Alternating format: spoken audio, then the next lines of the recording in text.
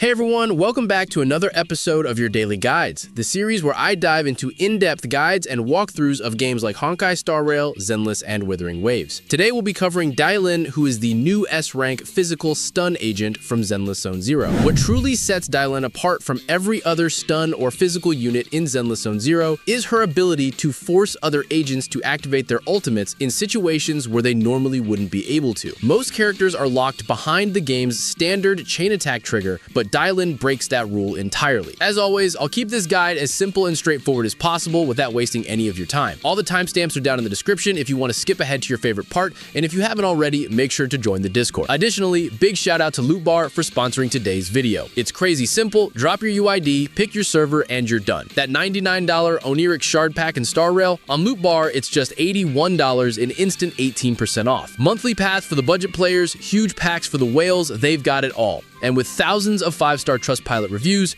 you already know it's legit. Don't believe me? I posted a quick 30-second top-up on my TikTok, which you can see yourself. So click the link in the bio or my homepage for up to 16% off as a new user and help support the channel. But with that said, let's get into it. Dialyn has been stirring up a ridiculous amount of buzz lately, and after really digging into her kit, I get why people are calling her one of the most disruptive units Zenless Zone Zero has ever introduced. The moment you start looking at how she plays, it becomes obvious she isn't just another stun agent. She basically bends the combat system around herself. Her EX specials cost almost nothing, so she fires them off non-stop. And that constant spam keeps enemies locked down longer while ramping up your team's damage at a pace most stun units could only dream of. But the real insanity kicks in once you understand how her positive reviews and customer complaints work. These resources build up so quickly that she can hijack the chain attack system and transform what should be a normal chain attack into a full ultimate whenever she wants, which completely changes how your team rotates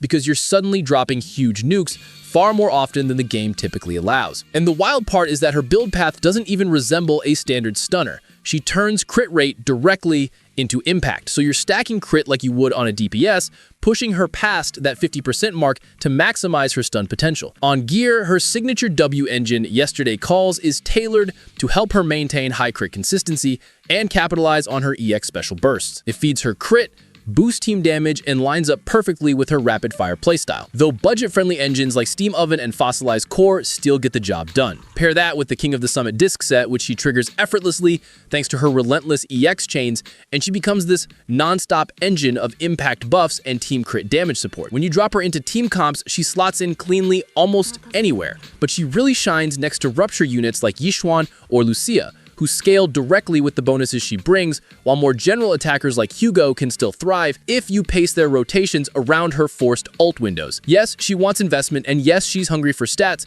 but the payoff is a unit who doesn't just stun, she manufactures massive burst windows for your entire squad, making her feel like a piece you build an account around rather than someone you bench later. At the end of the day, whether you should summon for Dialyn really comes down to how much you value control, flexibility, and long-term account power. If you're the type of player who loves shaping the entire pace of combat, deciding exactly when your team gets to unleash their biggest ultimates instead of waiting for the game to hand you a chain attack, then Dialyn is absolutely worth your tapes. She doesn't just fit into teams, she elevates them by letting your main damage dealer detonate on command. And that kind of consistency ages extremely well as new characters release. But if you're tight on resources or already have a stun core you're comfortable with, the real deciding factor should be this.